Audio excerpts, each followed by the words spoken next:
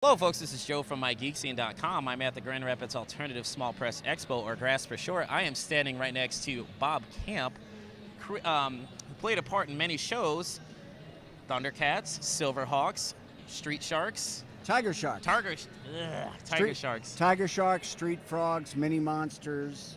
They were all Rankin Bass shows. Yeah. And the main one that a lot of people know you for, and that's where I originally recognized your name when I was growing up, Ren and Stimpy. Yeah. How is GRASS treating you this weekend, or Grand Rapids, should I say? It's okay. I'm having a good time, seeing friends, meeting people, signing autographs, doing sketches. Yeah, I'm having a good time. Okay. Well, when I was looking into researching into you, I saw that you like to watch Laurel and Hardy and the Three Stooges when you were growing up.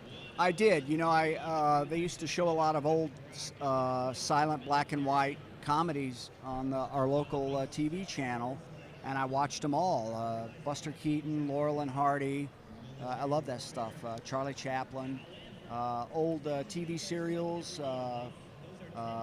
Zombies of the Stratosphere. Flash Gordon, things like that. And, of course, the Stooges, you know. Channel 11, Fort Worth, they showed Stooges day and night, so big influence, yeah. Well, since we're on the subject of comedy, I do have to ask this. I know things have to evolve over time. They generally do. But do you feel that mainstream comedy shows are lacking originality since it appears that everything has been done since that point? You know what? I think that comedy today is too talky. You know, it's like everybody kind of being funny jerks and, you know, sort of picking on each other. And I'm not really into that kind of humor. I like some stuff that's more physical, more fun to watch, physical comedy, you know, stuff like that. I'm just not real interested in seeing guys on TV being smart asses or, you know, things like that. It's like, it's kind of it's boring to me. Yeah. Fair enough. Yeah.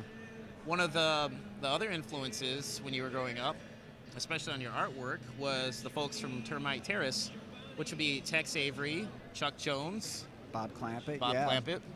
Frank Tashlin, the great Friz Freeling, all those guys. Yeah, those were my funny uncles. I love those guys. Just watching Warner Brothers cartoons, and of course Tom and Jerry and Hanna-Barbera cartoons. You know, every Saturday morning I was glued to the TV watching cartoons. How do you feel that? I know it's a generalized question. How do you feel that cartoons or animation has evolved since then?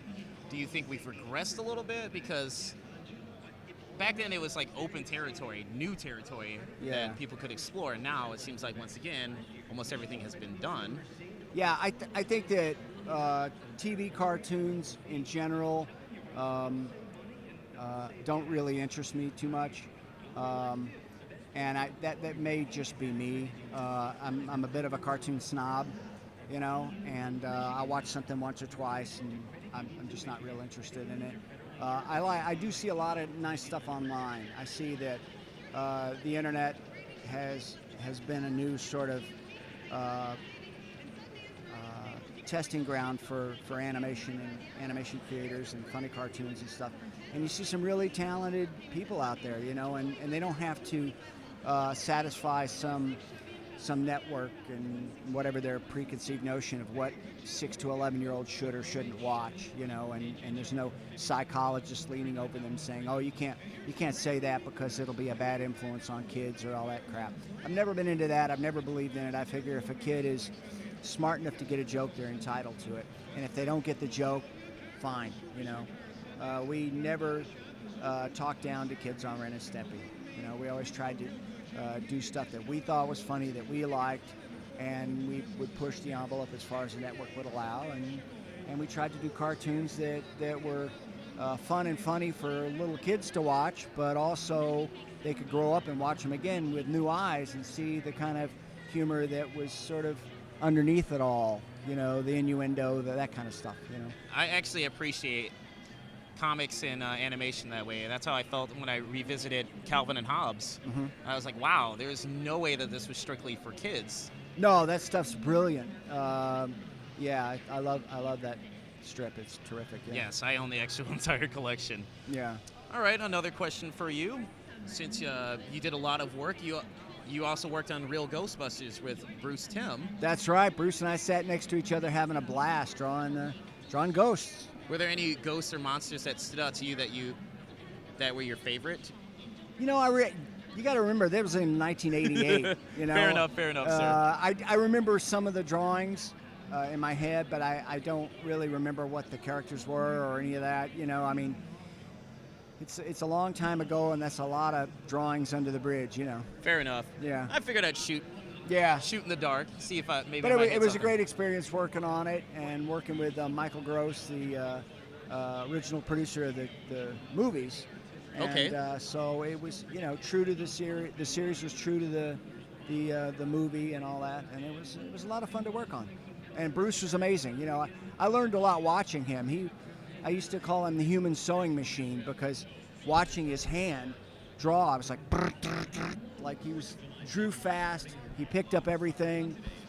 He's one of those guys who's like a sponge. I do it to a degree, but he can look at something that someone else drew and pick up what it is, how he did it, and he owns it. You know, he's just a phenomenal, amazing artist. I don't know. I'd like to say the same thing about you because after looking into all your artwork and looking at your diverse portfolio, you have a range of styles that you've I mean, it looks like you've pulled those off with ease, and not just simply Ren and Stimpy style. Yeah.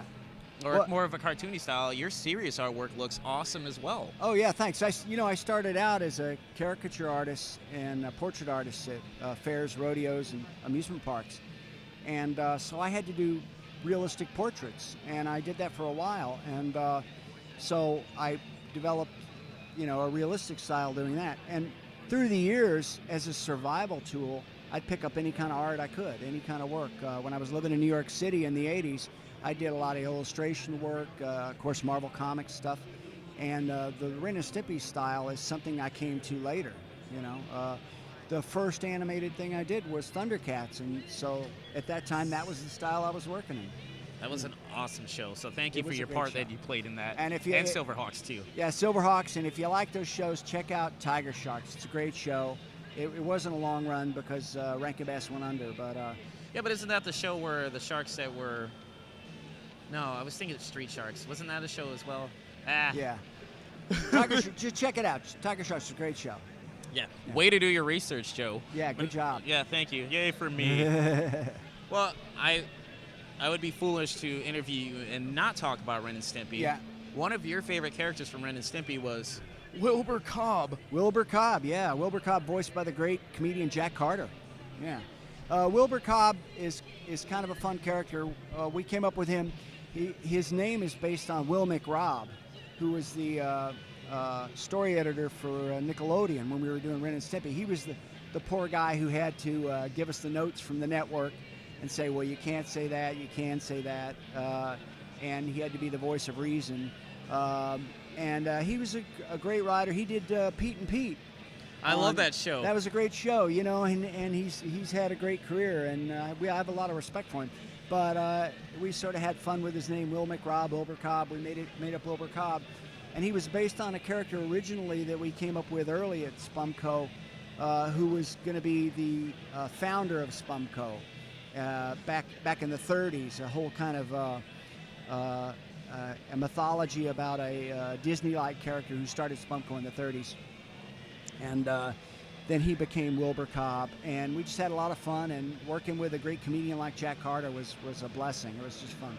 And then, you know, I'm really lucky. I got to work with a lot of great voice talents on the show. I got to direct Frank Gorshin, for Christ's sakes. I mean, you know. The original Riddler? The original Riddler. I got to direct him, yeah. You know, right. I got to work with...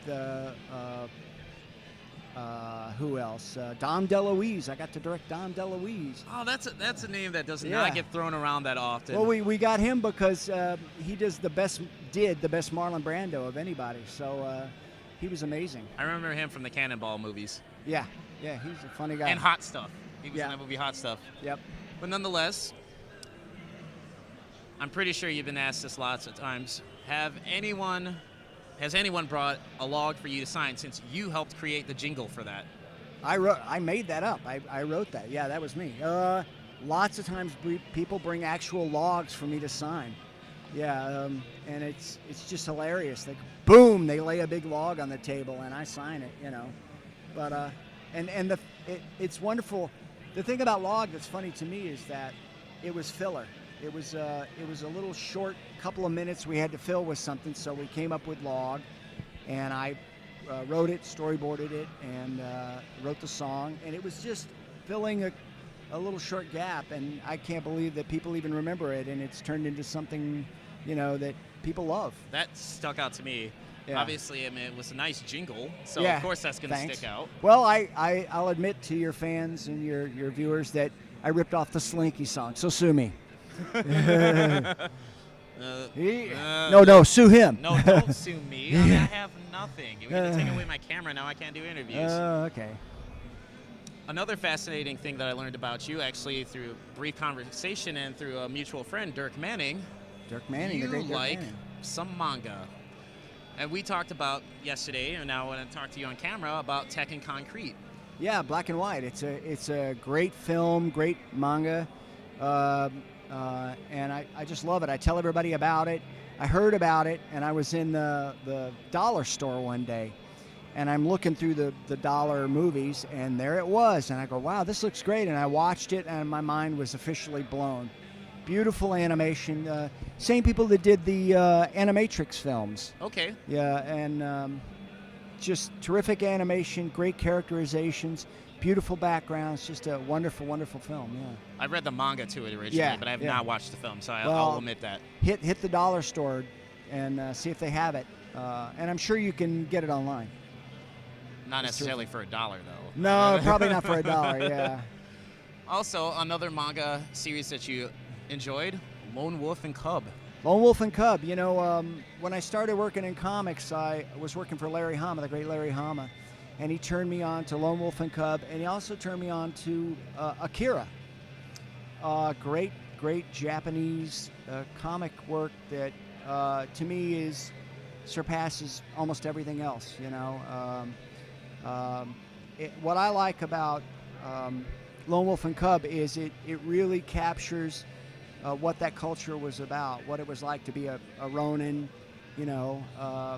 trying to survive with a little kid, and it was so popular back in the day that they made a TV series of it, which was so popular that they had 2 completely different casts and crews working around the clock to satisfy the Japanese public's need to see more Lone Wolf and Cubs. And if you haven't seen a lot of people call them baby cart movies because Lone Wolf, the Ronin, had a baby cart made of bamboo with the little 2-year-old in it, and every part of the baby cart would come loose and was a weapon, like a sword or nunchucks or whatever, and people would get their heads cut off and fountains of blood would shoot up. I've read a few of the omnibuses for that. Yeah, they're great. If you haven't seen Lone Wolf and Cub, you should check them out. Yeah, I would agree. And the art, some of the other comics from the duo that did Lone Wolf and Cub are pretty good too, like Samurai Executioner, and I want to say Deadly Assassins as well. Yeah. Well, nonetheless, you were also the storyboard artist for the latest SpongeBob movie. No, you know what? I didn't do storyboards on the SpongeBob movie. I was doing character layouts. Okay. Man, which is a wow, step. I suck at research. Wow, dude. No, how would you know? But character layouts is a step between storyboards and animation. I would take the storyboard drawings and really clean them up, super tight, super on model, and make sure that their positioning in the scene was just right, and add additional poses for dialogue or anticipations, things like that, for the animation. So it's basically like key poses for animation. So what are you currently working on right now that you could talk about without NDA getting in the way? You know what? I'm doing development on a couple of TV projects. I'm writing a movie idea. I'm working with other people on ideas and stuff. I've always got stuff in the works. I just finished working on a short doing character designs for the meat industry. It was really fun because I don't eat meat, but I really had fun drawing like sausage bikers and sausage bikers. Yeah. It was a short about how mold is used to cure meat, and so I even drew mold characters and things like that. Yeah. All right. So, it's fun, but I've always got something going on. I'm always picking up. I've noticed that freelance when I'm looking work. at all the your profile, how prolific you are. You're Yeah. constantly putting out stuff. Well, that's the world of freelance. You got to work, you know, you got to make a living. If you don't work, you don't eat. That's right. And I do a lot of Comic Cons and stuff too. Yeah. What upcoming conventions are you going to be at? You know, I don't have my list with me. Fair enough. I'd have to look at it, but you know, I'm around. Just check out Bob Lab on Facebook. Okay. BOBLAB. That's our Facebook page, and you can see what's going on. Which I was about to ask, if people wanted to check out your art and contact you, how would they find you online? You can check me out on Facebook. All right. And Bob Lab. BOBLAB. Okay. Well, Bob, what would you like to tell your friends and fans out there that have enjoyed your work throughout the year? Years, should I say?